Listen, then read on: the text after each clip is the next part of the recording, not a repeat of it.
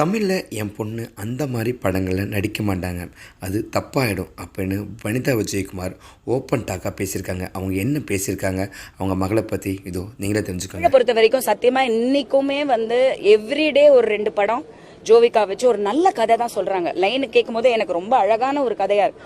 ஆனா அது 2வது 3வது படமா இருக்கணும்.